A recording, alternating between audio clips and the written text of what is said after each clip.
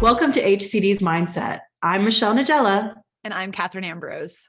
We are on a mission to help you identify what consumer science innovations have a lot of untapped value or are too good to be true. So join us for more curious conversations as we try to make sense of the complex but fascinating world of human behavior.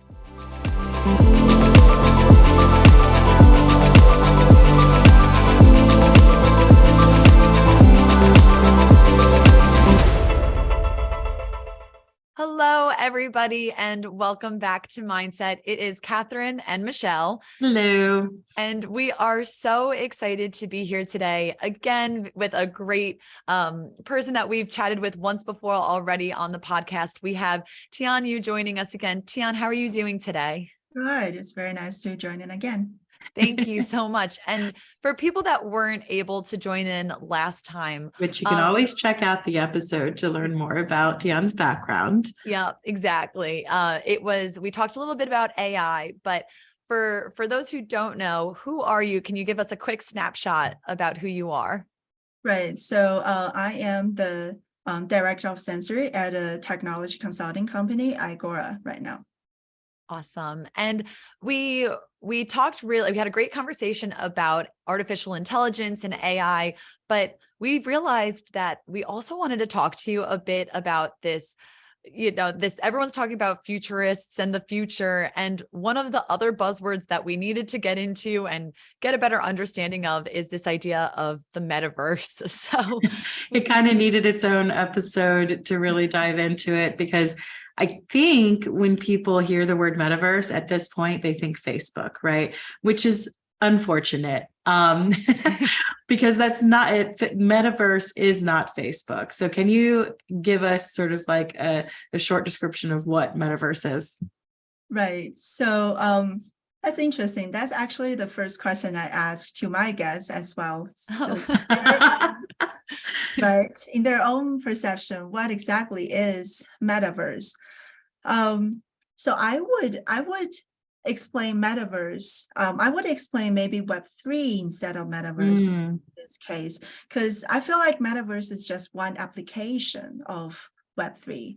So, but what is Web3, right? Web3, I view it as like a kind of like a new world, which instead of using your mobile device, your applications to interact with people in the new metaverse and store your data more on the cloud, on the data as a data source. In a Web3, you're trying to make this comparison. You're more looking into interaction with people through AR, VR technologies, Internet of Things, and you increasingly use artificial intelligence to try to figure out some of the part you don't want to spend too much attention on. And more importantly, the data will be more using the blockchain technology instead of just a central location data source. And it's really interesting that we're talking about all of this, because at HCD, we just went through an exercise to talk about what the future would look like 100 years from now. So in the year 2123, right? What is this world? What are people doing? How do they interact with people? And it really sounded more like just a continuation of where we are now, which is, I think, what you're talking about, that Web3 space where perhaps nobody's really traveling. They experience everything in VR. Work is really seamless from home life, and there maybe are these needs for connections because everything is virtual. And so everything has to be like more Internet of Things, more virtual everything. And that does seem like a very futuristic world you're describing. But where are we right now with Web3? So that is a very good question, where we are right now. So of course, the blockchain is getting a lot of attraction to lots of people in this space. So people start to realize how important the concept behind the blockchain can be, right? Which if I want to explain it more, it's, this decentralized, the transparency, and there's no one central location of where data can stay, but everybody will own a copy of your own data. And if anybody wants to change that data, it has a record somewhere. And if anybody wants to transfer your ownership of, let's say, an NFT on the blockchain to somebody else, there is a record for that. So this concept, people start to realize how important that is and how it can be used in many, many ways. That's why all this is DeFi, was this DAO, all of those new. This seems really big though, right? So like, if everybody has, it's all decentralized and we all have our data in the blockchain, and you own your data and how much you want to share of it and how you're going to control it. I mean, technically we already have that right now, right? I have a literal wallet that I have in my purse that has my ID with all my information. But that's different than what you're talking about, right? So, you know, when I have my wallet with my ID and my information all inside of it, in reality, someone can steal it, right? Or if I need to change my name, I get married, I can go to the DMV and get it changed. What is different about having things on this blockchain? Right. So yeah, this is a perfect example that you're talking about. So if, you know, somebody steal your wallet or they want to make a copy of your driver's license, theoretically, they can do it exactly the same as your driver's license and nobody would really know. So just have a copy of it, but nobody really know. So in blockchain, the technology behind it can prove that this thing is owned by you. It's just this technology, it can prove this. So, so I think that's the key on this part. Sorry. No worries. That's okay. Don't worry about it. Yeah. So then when we talk about the data being on the blockchain, it is protected, you're saying? So yeah, so put it this way, the data on the blockchain is not really protected, but put it this way, so whatever data you have is represented, like in today's technology, let's say the Bitcoin version of blockchain, it's within the address that you have. So whatever this address behave on the blockchain, everybody can know. So it's a very transparent way of presenting things. The technology that related to it can also find a way to encrypt that data. So this is not really, you know, the transparency can get another layer on top of that.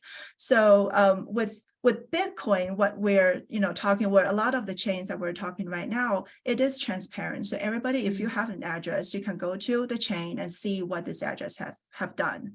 Right, it transferred your tokens, your Bitcoins, ETH to any other addresses, or what happens. This is something that, you know, like some Twitter message always saying, oh, I see so many Bitcoins it transferred to this wallet, or what's going to happen. They do all types of things. So that is what the basic of that is what you have done on the chain. You need everybody else to prove that this transaction is taking place, sort of. I think, yeah, so that makes sense for like financial transactions. Yeah. So let's take it to personal, right? So in our world where we're always talking about consumers, a lot of this has to do with your patterns of behavior, your likes and dislikes. How is that sorted out in this Web3 world of decentralized consumer information or personal information? And by personal, I don't mean your name or your birth date. I mean more of like my preferences. Right. So so this technology would open the door to the consumers, that your preferences, your, say, behavior in buying things could be a safe place for you to own it, right? Because this design of the blockchain that is decentralized, so there's really no central location. So think about the previously, if you answer some surveys, you like something, you prefer something, you buy something, those are the data that belongs to you, right? But really, you gave it away to the agency, to Facebook, or to whatever, and they use your data to do their marketing or the user data, whatever way that they want to use, right? So in blockchain, it gives the opportunity that you are the one who owns that data. If you want to change part of it, you will make a change to that blockchain, to that block that you have the data, the block that store your data, and then the whole chain would know that, you make that change. Sort of, it is transparent. So so the whole chain would know that. But then here comes this part that if you, at this moment, there's no physical relation from this address to your physical person. There's no relation right now. But what if people asking, what if in future, is there a way, or will that happen, that this address is related to this person and people will know everything about myself? Right. So if they saw your habits and the things that, you've bought and liked and et cetera, and so on, that someone could actually say, and let's say this would be the most calm, easy, threatening way, sending you a mailer in the mail to your actual house to advertise something that they think you would like. So that would be the most non-threatening thing that could happen in this world, where your personal address is connected to your Web3 address, right? Exactly. Well, at this moment, this is definitely out of the way at this moment. But people worry about that. Right? So I talked this to many people in the Web3 space on this specific problem as well.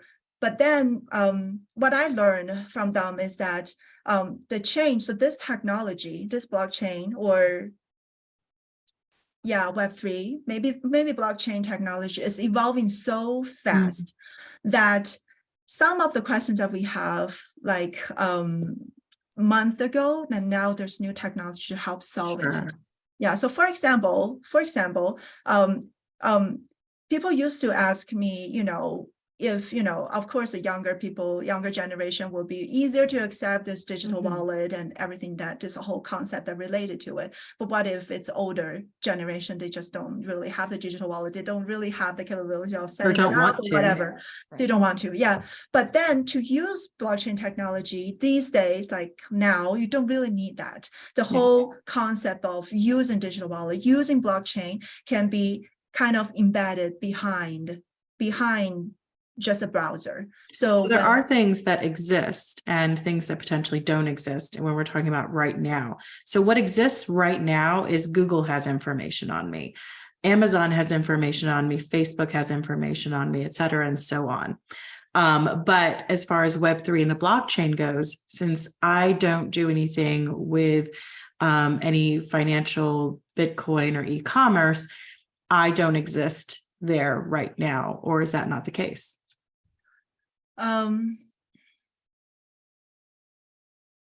Well, so I'm thinking of that older person that is like rejecting, right?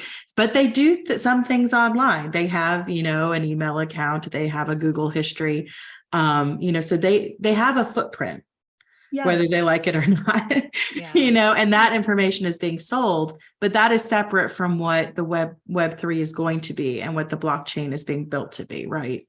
Yes, so that is actually it's a very valid question. So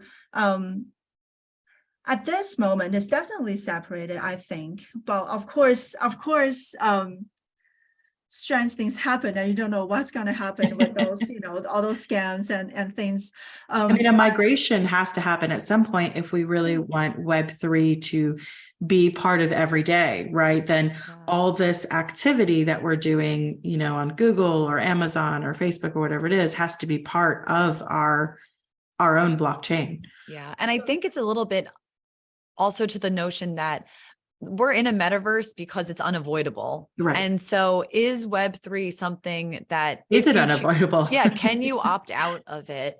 Since it's almost, we're in a space now where the metaverse is like, there is no opting out unless you even if you put yourself like far away from it, somehow something will find you if you ever purchased something. If you've ever searched for something, on Google or Yahoo or whatever it is you use. I'm thinking of my mother-in-law in particular, because yes, she has an email account, right? And she has an iPhone, but she refuses to learn how to text. She doesn't want to text, which to us seems like texting. That's, but she said specifically, she doesn't want to learn anything new.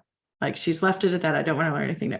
So that person, although they have like data in Google or wherever it is, they are opting out somehow, right? Right. So here, this is a very good, a valid point. But we're right now, our data is really not very, it's really not very safe, and you don't really Is it the realize. Wild West? Yes, it's much more than you would think. All of your questions, your privacy concerns that you would have on Web3. Right now, your data is really out of your control. Mm-hmm. But using Web3 technologies or blockchain technology in this specific case, that it gives you the opportunity to get the data back. But then I understand your question is, how would that happen? Like how eventually would like this to integrate somehow with the old world, Mm-hmm. and they sort of have to give up their data, which probably they don't want to. Right. This is happening. Even though it's safer. And I guess another analogy you could have is that, because if you think about drugs, right, illicit drugs, right, it's a bit of the Wild West out there. But if you were to make them legal, like then it's a bit more controlled, and there's programs and regulation, et cetera. So you have these like two worlds, but it has been extremely difficult to eliminate the drug trade, right? Mm-hmm. Which is illegal and dangerous in the Wild West, even though there's this better model. So is Web3 an ideal, or is it a reality and inevitable? And it might not be able to answer. Yeah, it may be there is no answer, but does Google want to let go of the data they have? Right. I mean, that feels like that answer feels like it answers itself. Like, why would you want to give up, Right. The whole, dark web, the selling, not even dark web, just the selling of market research information is a whole industry, right? So are they willing to give that up and move to blockchain? Yeah. So if you ask me, so this is my personal answer to that. It doesn't represent everybody else. I would say it will be very hard. So this is actually the topic that the Web3 people are talking about. If you watch the news, so Apple is refusing to let people to transfer NFTs. So they want to charge. So if you want to transfer NFTs from like one iPhone, whatever app inside iPhone to transfer to another person, they want to get 30% of fees. Right. So this is it's kind of very new news here. And this whole concept is just that kind of presenting people who don't really understand how this fees, because the fees that coming with this transaction is the gas fee, which it comes with all the, update all the nodes and the data. It comes from there, not really like some Apple can charge, and he cannot really take 30% of it. Yeah. So, but that's answer part of But the they're question. charging for their road, right? So it's like the taxes they're putting for their, if this were more instead of the metaverse or the, Web3, if it's the Fediverse and they happen to own the Apple world, then you have to pay the taxes there, right? Yeah, exactly. So they're not going to give up. Mm-hmm. So I think this is, in my opinion, I think this is going to be a much longer road for our community and this data and this whole thing to get into heading towards the future. In my prediction, I would say when the time comes that we can truly use the blockchain, there probably is no Google, there's no iPhone. Right. There's no Apple. There will be a new set of technology companies that could develop, like now we're like nurturing this communities that going towards that direction, that they were willing to embrace. Yeah. So it's like we're all going to move to clean energy, Yeah. and Apple and Google are the coal miners, right? Like it's like it becomes the process of really just like shifting the norm. It's like right now, everyone's norm is Web 2.0, which is like we were describing earlier. It is the Internet of Things. It's how the companies own the data on you. And so it really is going to have to be, it sounds kind of, it sounds like a sci-fi movie, but it's like the public has to really decide collectively that they're going to make that shift over. And then once the tides turn. Yeah. But Apple and Google don't really have an incentive. Exactly. And I think I also would ask you, so there's a clear reason why big tech companies don't want to move into this Web3 world. But what about the consumers? What are making the average person hesitant to join this world? Because there hasn't been a mad dash, into adopting it. Right. Yeah, it's a little hard to answer this question, but I was talking to, I think both of you the time before that, like the kids today, they play Roblox all the time. Like 50% of US kids are on Roblox. Yeah. Right? So, when this generation is growing up, it doesn't really need that much, maybe 10 more years, 10, 20 years. They're really they want to embrace these new things. And of course, like we as an older generation will become, we are resistant.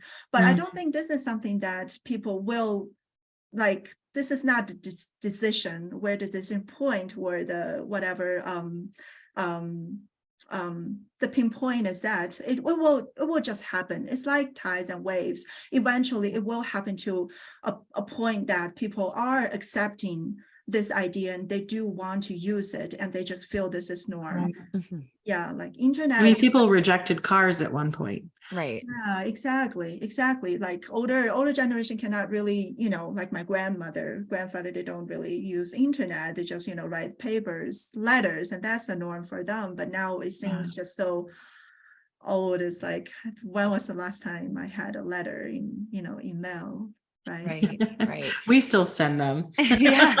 Michelle's actually a big fan of letters. I am. Postcards and letters. But I am curious though, because there are obvious, like the Web3 world, the decentralized, the idea of decentralizing things, there are struggles and there are, growing pains that I'm sure more than we do about them.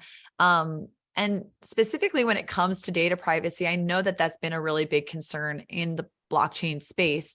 Can you speak to that a little bit about why people are, because I do think that is also a big part of why there's a lack of adoption. And so can you explain a bit why there is hesitancy towards it, even though it's almost marketed for being like, it's a safe place for anonymity and things like that?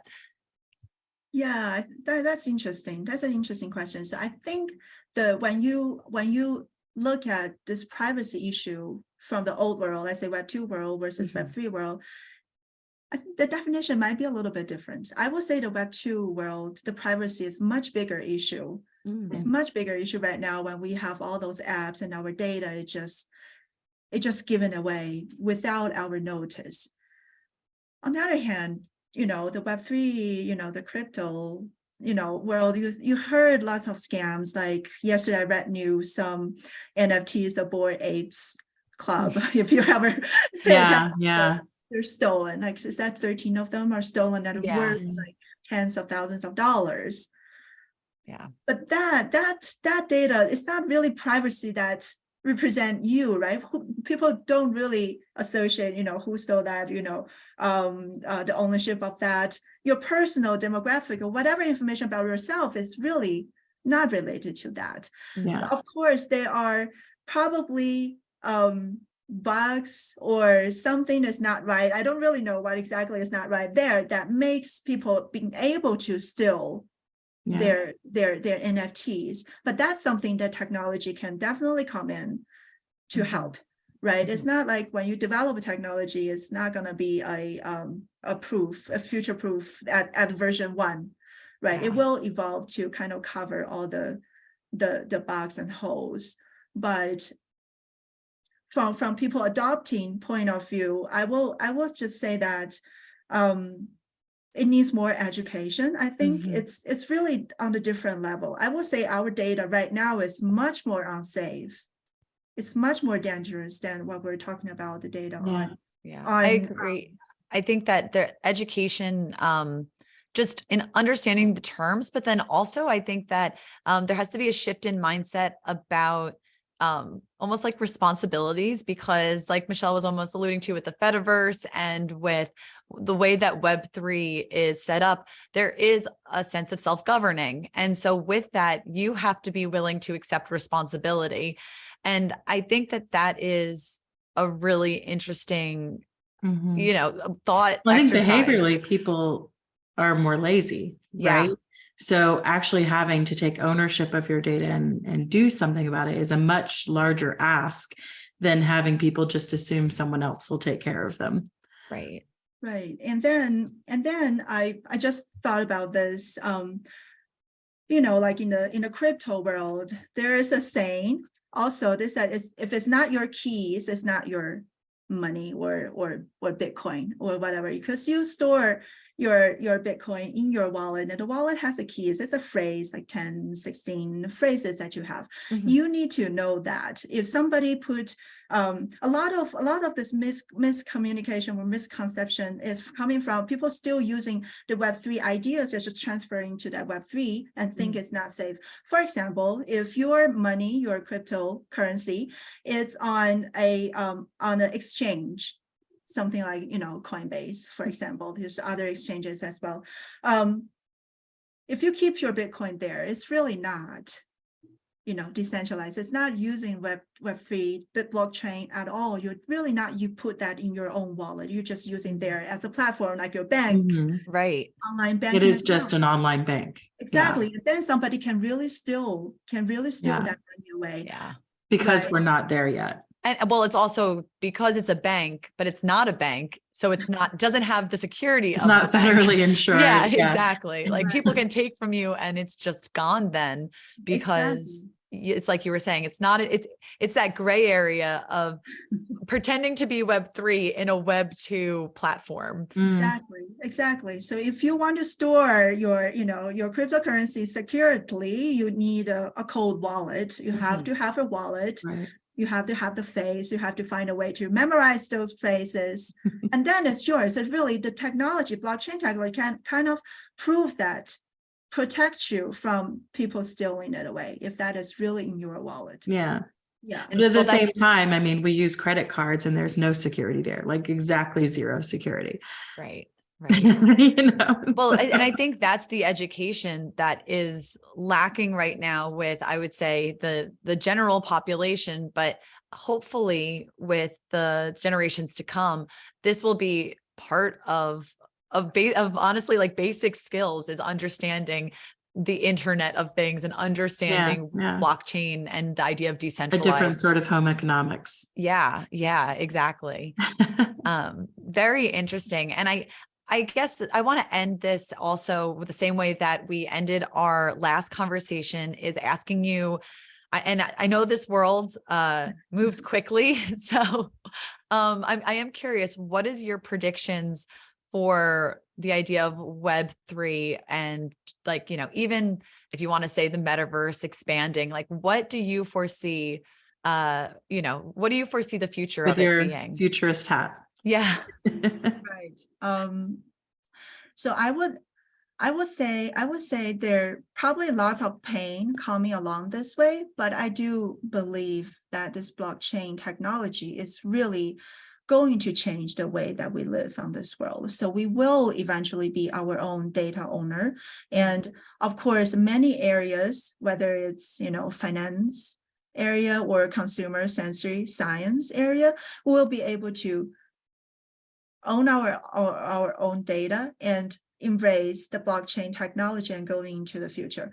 So the interactions will be much more, say, direct. Let's say we will have our direct interaction way through blockchain that you can let's say if I like chips, the chips owner, the brand, I have a way to connect with them, and they really know my preference. And because of this blockchain helping supporting that, the personalized way, or personalized marketing, or personalized way would be something that going into the future. Yeah.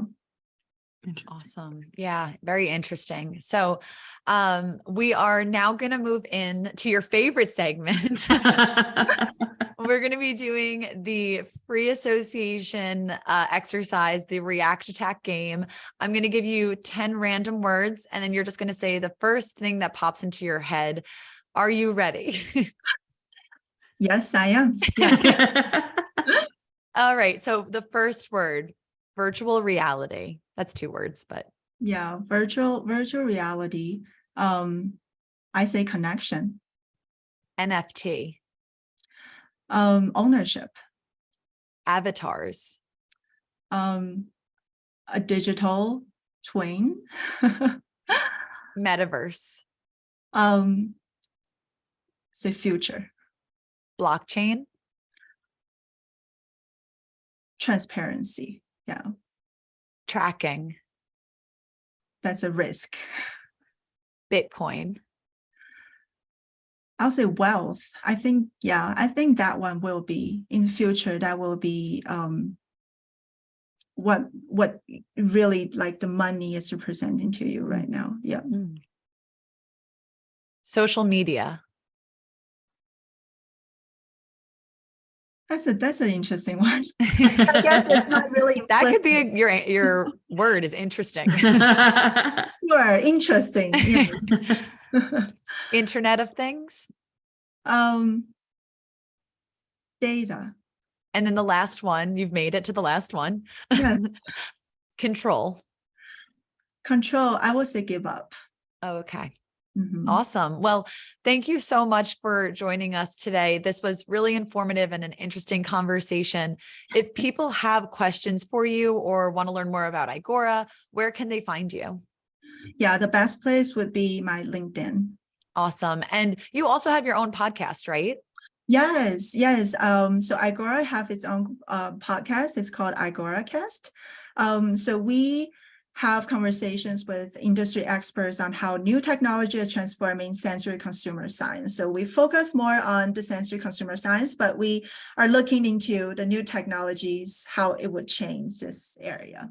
Yeah. Awesome. So if you want to hear more about Tian's adventure looking into sensory and consumer science, feel free to go and check that out. Right. And of course, both of you, Michelle and Kathryn, are on Aigora Cast. That's and true. Michelle has been there twice. So Yes. yeah. We're veterans. It's always so much fun talking to you. I'm so glad we got to meet in person and hang out in Savannah. And it's so great to see you again and speak with you again. Thank you. It was a pleasure talking to both of you. All right. Thank you, everybody, and take care. Have a great day. Thank you. Bye. For more information or updates, follow HCD Research on LinkedIn, Facebook, and Twitter @HCD Research Inc. and @HCD Neuroscience. Subscribe to our YouTube channel and be sure to rate, review, and follow us on Apple, Spotify, or wherever you listen to podcasts. Thank you, and stay tuned for more curious conversations.